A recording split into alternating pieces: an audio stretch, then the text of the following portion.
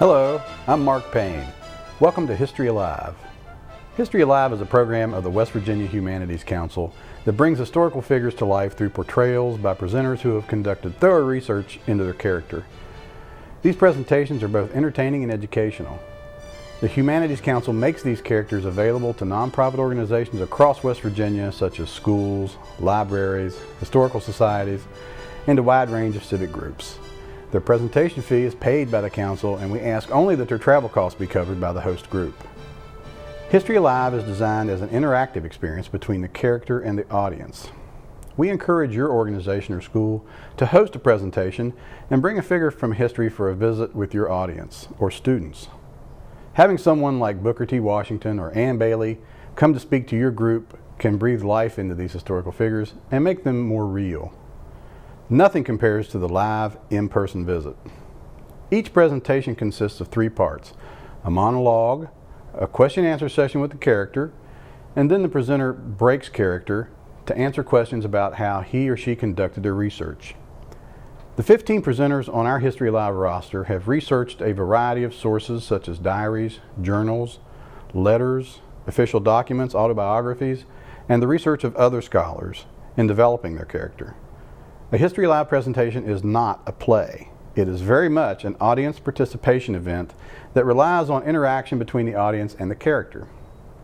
Being able to ask your own questions of these important figures from the past is a unique experience. It's difficult to reproduce the feel of an actual History Live presentation here in the studio. Without an audience to ask questions, we will change the format a bit and have our guests sit with me for a few questions after the monologue. But we hope to give a sample of how a History Live presentation can add to the offerings at your school or organization. There will be information on the screen at the end of this program for how to contact the Humanities Council about bringing a History Live character to your community. At this time, I would like to welcome today's guest from history.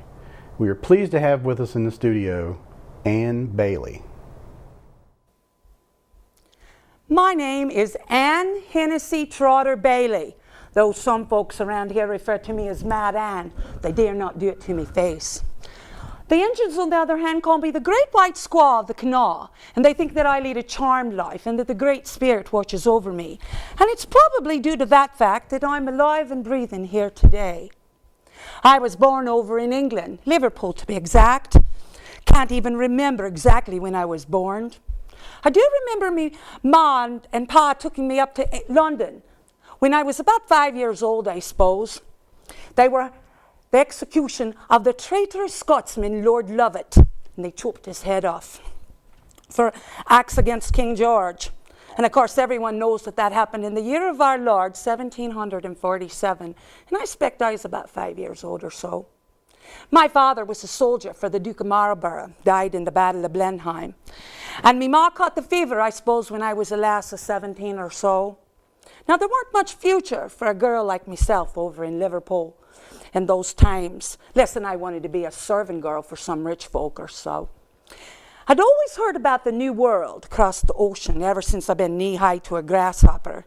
They say that wolves and wildcats roam about there with red savages that carry scalping knives that terrorize the God-fearing colonists. They also say that wheat and corn virtually plant themselves and that any man can be as rich as the king. Well, it weren't riches I was after. I just wanted to be free. I wanted to find myself a man. And everybody knows that there's 10 men for every woman in the New World. Trouble was, it took a lot of money to get you pay your passage to go across the ocean, and I didn't have much. So I had to indenture myself. Still remember going down there to the wharf there in Liverpool and having to crawl down in the hold of that there ship with 300 other poor such souls as myself. Dirty, stank, starvation, filth, and disease. A lot of folks didn't make it over to the New World, but I was young and healthy and strong, and I survived. Seemed like we'd been out to water for weeks and weeks when finally one of the sailors hollered out, "Land ho!" And we were at the Cape of Virginia.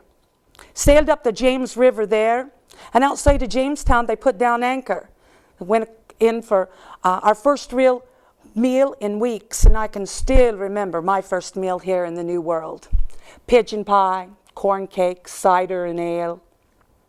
And that night we marveled at the wonders of the new world. There's tiny little flashing fireflies that flew around lighting up the night, and the course of the croaking bullfrogs. Well, they were nearly as big as me moccasin, they were. The next morning was a sad time, though, as the captain of the ship sold several of the people that didn't have their passage paid, separating mums from their children and their husbands. Now me, I got on a flatboat because my passage had been paid by the Bell family, and I headed up toward Richmond, passing by the cobblestone streets of Williamsburg and the big plantation houses with their sweet-smelling magnolia trees. At Richmond, I got off and got on an old wooden cart pulled by oxen, and we headed up into the Blue Ridge. It had been 61 days since I had left Liverpool when we pulled in at the farm of Joseph and Elizabeth Bell. Now, they were good people, treated me quite well, they did. Had to serve an indentureship for them of 4 years. They were Scots Presbyterians, you know. Every Sunday I had to go down with them to the little stone church in the valley there. Didn't all look all wrinkled up like I am today. I was kind of a comely looking lass I was in my younger years, and I had a fair amount of suitors. But one young lad in particular caught my fancy. A man by the name of Richard Trotter. He was a wee bit older than the other boys. Reminded me of me da and all, telling soldiering stories. He'd been a scout during the French and Indian War. And for his service in the French and Indian War, he had, in lieu of payment, the government had given him a plot of land, 45 miles southwest of Stanton, up in the foothills of the Appalachians. When my 4 years of indentureship were up, he asked for me hand in marriage, and handsome devil that he was, so gladly consented. We headed down into the mountains there to carve ourselves out a homestead, clearing the land, building a cabin, planting crops and all. After 2 years there, we had our first baby boy was born, a lad we called William. A bonny lad he was too, and the pride and joy of our lives. Now, after the French and Indian War, the Iroquois and the Cherokee had signed peace treaties with the government, but not the powerful Shawnee. They thought it was their job to guard the secret hunting grounds of Virginia. And so they were forever attacking the settlers as they tried to move westward. And my Richard would be called out on scouting missions. Now, he taught me how to take quite good care of myself up there on the mountain. Why, I chopped the wood, hunted game, harvested the corn, picked sweet mountain huckleberries, and took care of my boy. Why, I could read the forest floor as well as the circuit preacher who came through every spring could read his big black Bible. I could look at paw prints, bent grass, broken twigs, and I could tell you how long it had been since a raccoon had passed, if it was a male or female, and which way it was headed. Felt good in the forest, as free as the things I hunted. But sometimes, I'll be honest with you, I got powerful lonely, I did. So I'd go down to the bottom of the mountain there. My best friend Elizabeth and her husband Joseph Mann had a big 3-story mill there that ground out wheat and corn for the settlers. Elizabeth had been my midwife back when William was born. Pretty much thought of William as one of her own young'uns. There was a nearby tavern and trading post, and I would wander over there and see if I could hear news of Richard's comings and goings. What I did hear was that there was a lot of talk of war and rebellion in the colonies. Old King George, he'd passed a lot of levies and taxes on the colonists, on almost everything we used. And he wouldn't let us go over to England and be represented in the Parliament. They called it taxation without representation, and the colonists were furious. It was in the summer of '74, it was, when a group of white renegade trappers up and murdered the entire family of Mingo, Chief Logan. Of course, everyone knows how good he's been to the white folks. Well, he declared revenge for his family, and that summer, a border warfare erupted there on the frontier. Now, the governor of Virginia, Lord Dudmore, he came up with a grand idea he had to rid the Virginias of the Shawnee and drive them back across the Ohio River. He commissioned General Andrew Lewis and his brother Charles to muster up all of the Virginia backwoodsmen they could find. And Lord Dunmore himself took the British Army and followed the way of Braddock up the Potomac to Fort Pitt. And he was to come down the mighty Ohio River, meet up with General Lewis's brigade up at Fort Randolph, where the canal meets the Ohio. Of course, my Richard had to be one of the very first to volunteer. Took the men weeks as they went up making the road up through the Greenbrier, up where the canal meets the Elk, and they head up to the Ohio there. They got up to Fort Randolph on the evening of October 9th, 1774. And the next morning, the Shawnee chief Cornstalk, Mingo, Wyandotte, Delaware allies, nearly 1,000 Indian braves, attacked the Lewis brothers and the Virginiamen. That day was the worst, bloodiest battle to ever occur on American soil. And at the end of that day, there were hundreds lay dead and wounded, including my poor, dear, sweet Richard. It was nearly the end of November before I got a knock at the door. And there was one of Richard's friends handing me his rifle and his horn and his knife, telling me that I was a widow. I grieved all winter long, I did, plotting how I could take my revenge on those Shawnee warriors and on those British. I don't think Dunmore ever had any intention of meeting up with the Lewis brothers. He wanted to kill two birds with one stone. That spring, the shot that was heard around the world up in Lexington and Concord was fired, and the British and the Americans were at war. I went down and talked to Elizabeth. She agreed to keep William for me, and I was going to take Richard's gun and his stuff, and I was going to go out and ride the wilderness and be an Indian scout and kill as many of those bloodthirsty savages as I could and help drive the British back across the water. Rode from fort to fort delivering medicines, munitions, messages, and the like. The war dragged on for years, and it wasn't until 1781 when Cornwallis finally surrendered to Washington at Yorktown. I still found work delivering messages up against the Indians to Fort Fincastle, Fort Loudon, Fort Edwards. Met up with nearly all the scouts out and about. One of those ranger scouts, took a shine to me. Imagine that, an old woman like myself at the age of 43 finding love again. Wanted to marry me, he did, but I told him I'd be no wife to be sitting at home by a fireplace every night with a kettle of stew on. I was used to living out underneath the stars and fending for myself. He said that would be fine with him, and scouts we'd be together. We got married there at Fort Savannah, which you call Louisburg today, in 1785. Now, John was sent to garrison up at Fort Lee. Fort Lee was a fort that was built by the Clendenin brothers after the Revolutionary War there, where the Elk meets the canal. The Shawnee were forever attacking in that area. I would ride back and forth between Fort Lee and Fort Randolph, delivering messages and the like. Spending many a night I did at the head of 13 Mile Creek there. There's a cave underneath a shelving rock there, about the halfway point. I can remember one evening I was coming up to the creek there and rode around the bend there, near where you call Winfield today, when I rode right smack dab into a band of Shawnee warriors. They gave chase to us. And of course, my horse Liverpool got to the top, and I knew it was winded. Knew they'd catch us, so I slid off Liverpool's back down into the underbrush, crawled into an old hollowed out sycamore log. Well, one of them there Indians, they came and even put their foot right up on the log where I lay, still and quiet as a mouse. And after a while they gave up. You know, what do you suppose they left with? My horse. So I tracked them back to the edge of their camp. That night when they was all asleep, I slipped in and untied their ponies, jumped on Liverpool's back and raced to the edge of the clearing, and I let out a war whoop that they've got to forget today.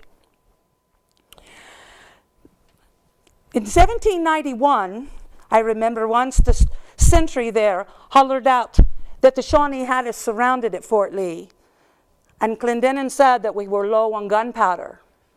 So I volunteered to ride all the way back to Savannah and bring back a new supply. Slipped out in the dead of night, I did, and they gave me the fastest horse they had there at the fort, a black gelding. Raced down the new river there, up across the Hawk's Nest, clear to Fort Savannah. Made it back with the gunpowder in time. We walked out the next morning and routed the Shawnee, and they never bothered Fort Lee again. which, by the way, they changed to the name of Charlestown in honor of Clendenin's father, Charles, later on. They gave me that horse that I made that ride with. Named him Liverpool, I did, in honor of the town that I was born in. My son William all growed up. He moved out west here, married Lieutenant Leonard Cooper's daughter up at the Point. Mary Ann, they live up there. The Treaty of Grenville was signed back in '95, and now most of the Indian wars have left this part of the territory. John and I bought a little parcel of land up there in Kelly's Creek. Then he passed away a few years ago. William, he wanted me to come and move in with him up there, the Point. Shucks, I was too young to sit on a front porch and rock my grandbabies. I figured with all this settlers coming across the mountains now, there'd be a need for someone to take letters back and forth and to bring some goods, as there were no trading posts or stores yet. So I decided I started riding back and forth all the way down to Lexington and back, bring back needles, tobacco, medicines, brought back the first copper worm moonshine still I did across the mountains, even drove pigs, cattle, and geese. A couple years ago, there was a woman passed through these parts. Her name was Anne Newport Royal. Says she's a frontier journalist and all, and she's writing a book. Says she's interviewed all the presidents, George Washington, Thomas Jefferson, and John Adams, and the like, and she came all the way to the Point just to interview me. She said to me, she had lots of questions for me. She said, Anne, she said, how did you find your way out there in the wilderness? And I said, well, I followed the stars at night and the sun by daytime. And of course, I have William's compass here in my pocket that I would take. And she said, well, do you just carry that there gun, or were you much of a shot with it? And I said, well, I once shot an owl off an elm tree clear across the Elk River, I did. And then there was the time I shot 2 Shawnee warriors with a single bullet from Betsy here. I could shoot, hunt any man in the frontier I could. She said to me, Anne, weren't you ever afraid? And I said, out there all alone by yourself? And I said, yeah, shucks, no, I trust in the Lord God Almighty above. After all, you can only be killed once, and we all have to die sometime. We're back with Ann Bailey, and Ms. Bailey has agreed to answer just a few questions for us today. I want to thank you for being here, Ann. You've been referred to as Mad Ann Bailey, and I was curious to know why. Well, after my husband was killed, I was mad. I was mad at those bloodthirsty Shawnee warriors, and I was also mad at Lord Dunmore and the British. And I was on a mission to kill as many of them as I could. So you were, the mad then means, refers to you as being angry as opposed to... Well, a lot of the colonists thought that just because I was a wee bit different than them, I didn't stay at home like the traditional colonial housewife did. Well, you mentioned in your monologue that some of the Indians in the area thought that you were charmed. I wanted to ask you, what did charmed mean to the Indians, and how did that affect your life on the frontier? It pretty much saved my life. And to the Indians, if someone is charmed or not quite right in the head, then they think that the whole Great Spirit watches over them. And it's probably due to that fact that they wouldn't even shoot their bullets or arrows at me. They'd see me on a ridge one morning and down in the valley in the afternoon. And that wasn't the way of the white woman. They pretty much stayed at home and kept the home fires burning. So I was not quite like your average colonial housewife. And then that played then, I guess, in your favor. Most definitely. Yeah. I wanted to ask, why was the Battle of Point Pleasant so important at the time? Well, had the Indians' power was majorly vanquished at that point in time, and they were never able to regain their strength. And had they sided with the British during the Revolutionary War, we still might be a colony today. Yeah. And of course, your first husband was killed there at the My battle. poor dear sweet Richard, I. Your son, William, had asked you at one point, I believe, to move to Gallipolis and live with him and He his was family? offered the Justice of the Peace job over in Gallipolis, where those French people live. And he insisted that I move over there with him now that I'm an old woman. But I told him that I wouldn't go until I paid my respects to old John Bailey one more time. So it was in the summer of 1817, I walked all the way back down to Charlestown from Point Pleasant there. Old John's buried up on Kelly's Creek overlooking the canal, you know, and I visited with all my friends one last time. Now, I live with William over there outside of Clipper's Mills, about 9 miles outside of Gallipolis now. He wanted me to live in the cabin with him and Marianne and my 10 grandchildren, but I thought better of it, and I built my own cabin with fence rails on the other side of the farm there. Nice. And that's where I live today. But I go back into Gallipolis nearly every day. I either row the 9 miles in my canoe up the Ohio, or I walk. Oh. Well, at this time, I would like to introduce to you the presenter of Ann Bailey, and this is Patty Sue Cooper of Parkersburg. Patty is a member of our History Alive roster for the Humanities Council, and thank you for taking time out of your schedule today, Patty, for being here. I know that you're a busy lady, and I'm going to ask you a couple questions that I ask all of our guests here, which is about your character, which is why Ann Bailey? What was it about Ann Bailey that interested you to want to do this? Well, she was the only female Revolutionary War scout, and she was our very own West Virginia heroine, and which there's not a whole lot of actual heroines of that time period in America per se, period. But I was an interpreter on Blennerhassett Island for several years, and we had Karen Veranch with the History Alive program come up and do Mary Draper Single, and I did a lot of first person there on the island and enjoyed doing that. And so when I read the book about Mad Ann, I decided to do what Karen did. No, and we're glad that you did. We're glad you decided to do that.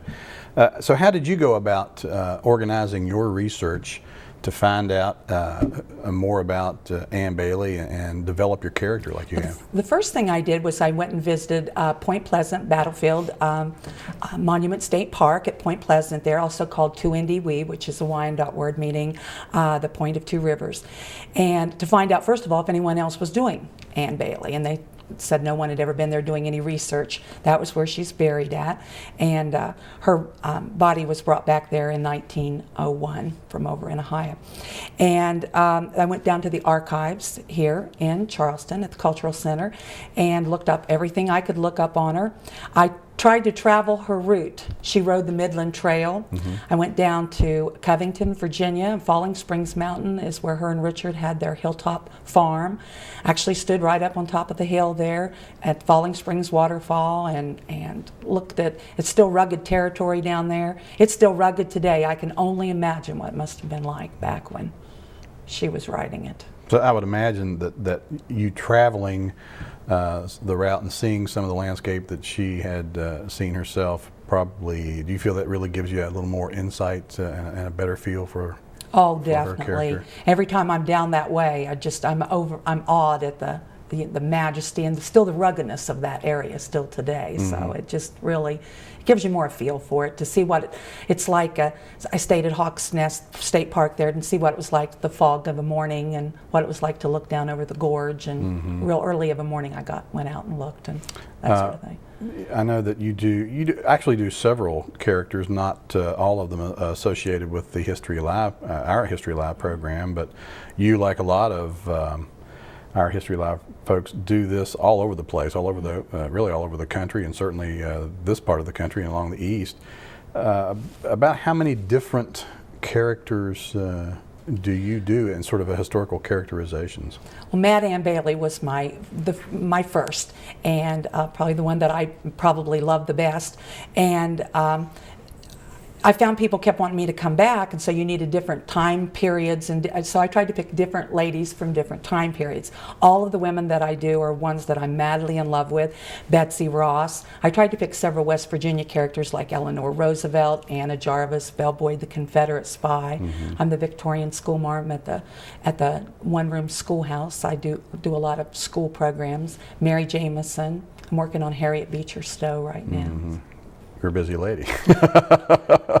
How do you find that your Anne Bailey character is received by your audiences? With whether they're 8 years old or 80 years old, they all love Mad Anne. She's just so outrageous, and we just didn't have time today to tell all of some of her and go into more detail about some of her Indian exploits. Right, and that's really and her horse and yeah, that's really the difference between actually having you come and do a presentation live in person, because you've got more time and you can field questions from your audience, and I'm sure your audiences come up with some pretty odd questions sometimes. But I wanted to ask you, so what can you tell us about the circumstances around the end of Anne Bailey's life? Where was she? When did she die? In November of 1825, and we figure that she was probably 83 years old if she was 5 when Lord Lovat was executed over in England. And she, like I told you, she would walk or ride or walk or paddle her canoe into Gallipolis almost every day, the 9 miles. And one day she told her daughter-in-law, Marianne, she didn't feel quite right. So Marianne said, why don't you stay here today and take home a couple of the granddaughters with you? And she did, and she told them a story like she always did. And when they laid down in front of a straw mat in front of her fireplace that night, and they woke up in the middle of the night and said, Granny, we're cold. And they couldn't get her awake, so she died peacefully in her sleep in November of 1825. 1825. I'm assuming that you have read the poem that was sort of, I guess, was this the thing that sort of really made Anne Bailey famous? Anne Bailey's. That was written by Charles Robb, a Civil War soldier in 1861. He was camped down near, right after the Battle of Philippi, down near Gauley Bridge. And of course, they were around the campfire, and one of the West Virginia mountain boys told him this story. And so he said it. It's like a 10-page poem, and it was actually printed in one of the newspapers back in 1861, The Legend of Mad Anne Bailey. So. Is that the name of the poem? I can't remember. I'm trying to think of the name of the poem, but is that sort of what did that bring her to a wider public familiarity, or was she pretty well known before the poem? Well, was she published? has a mention in almost all of the early frontier histories. But what really brought her to the forefront was the book by Virgil Lewis, The First State Historian, which was written in 1891, her official biography. And I'm sure that you referred to that book in your yes. research. I have just one in the last remaining quick seconds here. I wanted to ask you, is that a real bear claw that you're wearing around your neck? No, this is actually a reproduction bear claw. Wicked looking, isn't it? It looks real enough to me. But at this point, I'd like to thank you again, Patty. Thank you for having me. Patty Cooper of Parkersburg, for being here and portraying Mad Anne Bailey for us. And I want to thank you for watching History Live and reminding you that we're helping to keep you informed of the Library Television Network.